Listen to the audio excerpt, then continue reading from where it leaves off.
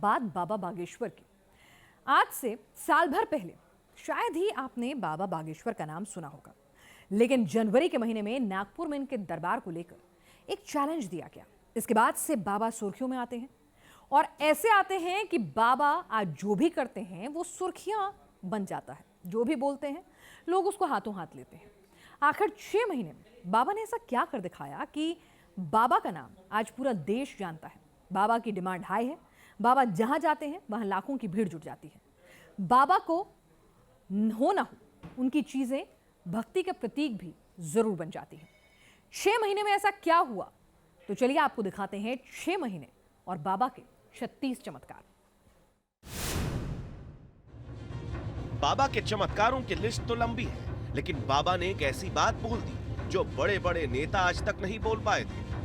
धर्म के पागलों, एक बात तुम अपनी जिंदगी में याद रखना, जिस दिन गुजरात के लोग इसी प्रकार संगठित हो जाएंगे, भारत क्या हम तो पाकिस्तान भी हिंदू राष्ट्र बनवाएंगे। बाबा बेबाक है, बाबा बिंदास है। वो हर उस ज्वलंत मुद्दे पर बात कर लेते हैं जिस पर देश में राजनीति चलती है। अभी हाल ही में बाबा ने सूरत में श्री कृष्ण जन्मभूमि का मुद्दा उठा दिया। कृष्ण जन्मभूमि वाले ठाकुर जी को वहां विराजमान करवाना है। अपने बड़े भाई के साथ जो हमारे बड़े भैया ने एक अद्भुत मिशन उठाया है, इस भारत के लिए एक अद्भुत मिशन है कि अयोध्या में राम जी तो विराजमान हो गए, अब मथुरा में कृष्ण कन्हैया और बैठ जाएं। बाबा का सबसे बड़ा एजेंडा है हिंदू राष्ट्र। यहाँ के लोग कहते हैं कि हाउ पॉसिबल हिंदू राष्ट्र ठटरी के बरे नक्कटा। हिंदू राष्ट्र था, है और रहेगा। बाबा खुलकर कहते हैं हिंदुस्तान को हिंदू राष्ट्र बनाएंगे। शायद बाबा की यही वो बात है जो उन्हें सबसे ज्यादा चर्चा का विषय बनाती है। हिंदू राष्ट्र के अलावा बाबा का एक और बड़ा एजेंडा है घर वापसी। सनातन का प्रचार करने वाले पंडित धीरेन्द्र कृष्ण शास्त्री घूम घूम कर लोगों की घर वापसी करवाते हैं। सनातन हिंदू धर्म को सर्वोपरि मान कर आना चाह रही हैं। मेरा नाम सुल्ताना है। आप हिंदू धर्म में क्यों आना चाहती हैं बहन? मेरा मन बोलता है कि हिंदू धर्म से अच्छा कोई धर्म हो ही नहीं सकता कभी। राम। फरवरी में बाबा ने 250 लोगों की घर वापसी करवाई, मई के महीने में करीब 100 लोगों की और दिसंबर 2022 में 200 लोगों की हिंदू धर्म में घर वापसी करवाई। बाबा घर वापसी करवाते हैं, हिंदू राष्ट्र पर बोलते हैं, लेकिन बाबा के फैन बेस में कई मुसलमान भक्त भी हैं। बाबा हिंदू राष्ट्र की बात तो करते हैं, लेकिन बाबा के हिंदू राष्ट्र वाले फॉर्मूले में मुसलमानों का भी स्थान है। हमारे भारत हिंदू राष्ट्र की कल्पना में किसी भी पंथ को भारत छोड़ने की आवश्यकता नहीं है।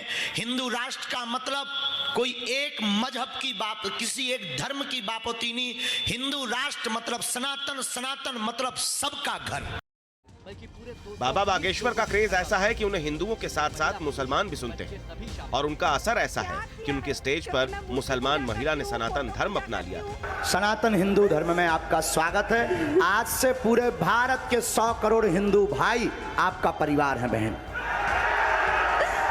बाबा ने मन से ही सुल्ताना का सनातन धर्म में स्वागत कर उन्हें नया नाम शुभी दिया। और इन बहन ने अपनी इच्छा से बागेश्वर बालाजी का चमत्कार देखकर ये भी सनातन हिंदू धर्म को सर्वोपरि मान कर आना चाह रही हैं। बाबा का क्रेज इंटरनेशनल है। हाल ही में मध्य प्रदेश के बालाघाट में बाबा के दरबार के दौरान बांग्लादेश से आई एक बुर्के वाली महिला पहुंच गई।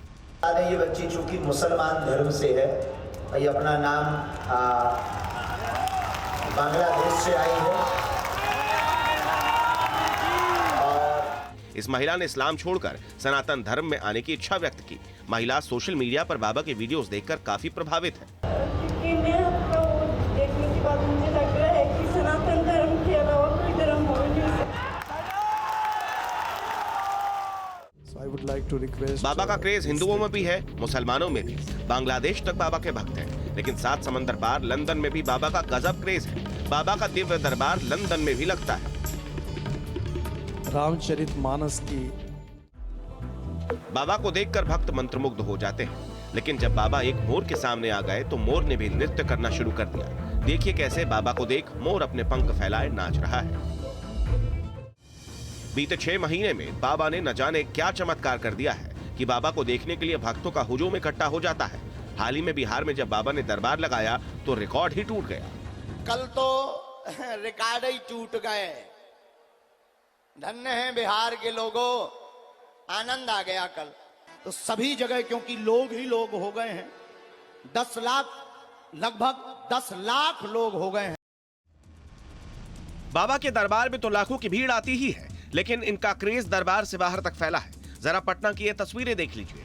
ऐसी भीड़ नेताओं के चुनावी रोड शो में नहीं जुटती होगी जितनी बाबा को देखने आ गई। बाबा जहां रुकते हैं, बाबा जिस रास्ते से गुजरते हैं, हर जगह लोग उनके दीदार के लिए पलके बिछाए बैठे होते हैं। भारी बारिश हो या चिलचिलाती धूप, बाबा के भक्त डटे रहते हैं।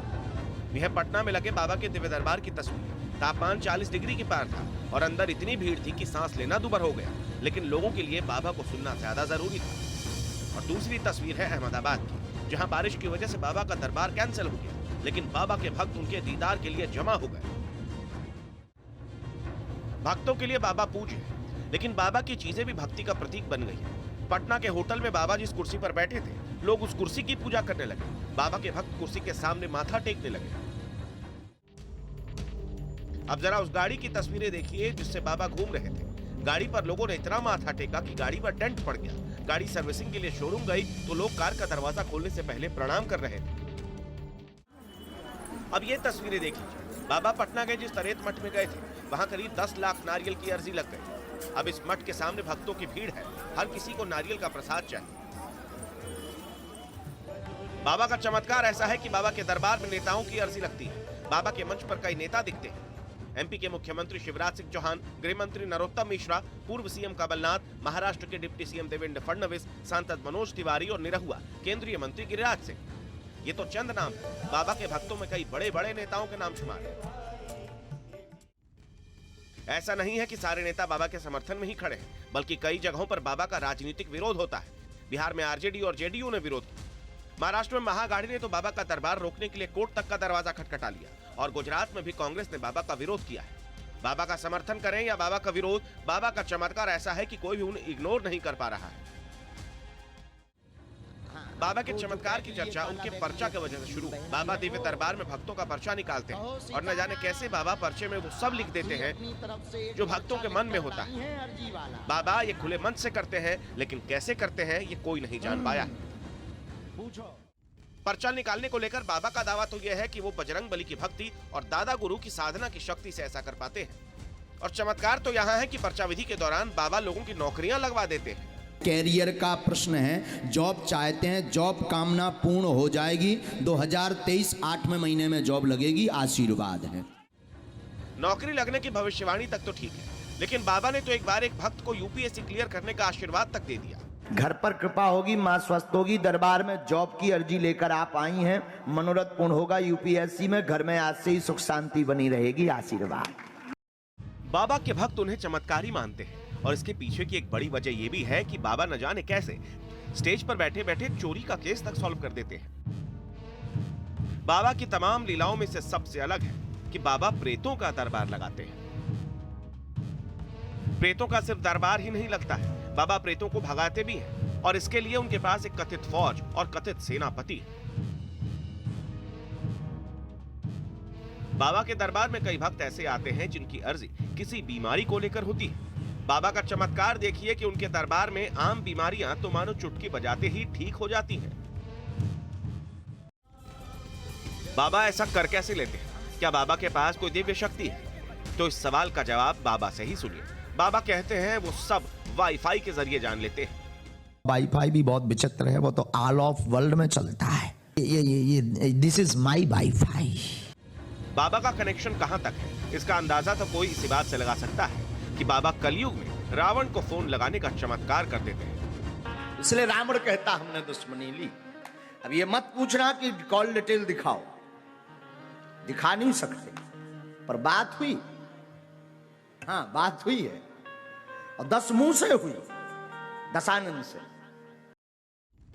6 महीने में ऐसा चमत्कार कि देश भर की मीडिया पीछे पीछे घूम रही है। बाबा में कुछ तो अलग है, तो आपको बता दें कि बाबा शायर भी है। सितारों को आंखों में महफूज रखना, क्योंकि बहुत देर तक रात ही रात होगी। सितारों को आंखों में महफूज रखना, क्योंकि बहुत देर तक रात ही रात होगी। मुसाफिर हो तुम भी, मुसाफिर हैं हम भी, हनुमान जी ने चाहा तो किसी मोड़ पर फिर मुलाकात होगी।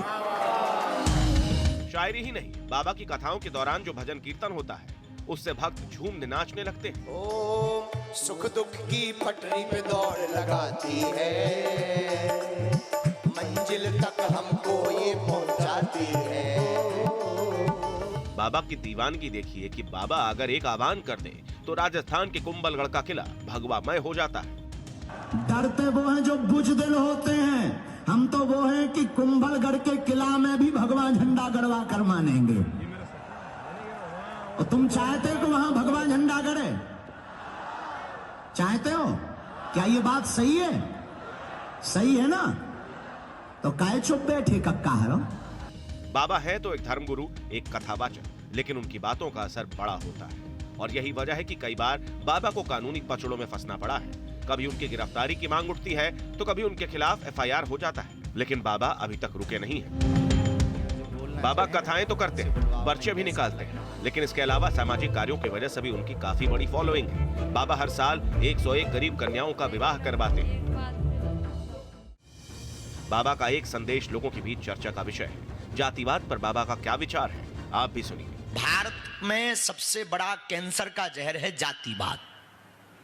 वर्तमान में बाबा बेबाक है, उनके पास हर सवाल का जवाब होता है और ये एक चमत्कार ही है कि बाबा आज तक किसी सवाल में फंसे नहीं हैं। शायद इसी वजह से वो चमत्कारी तरीके से आगे बढ़ते जा रहे हैं।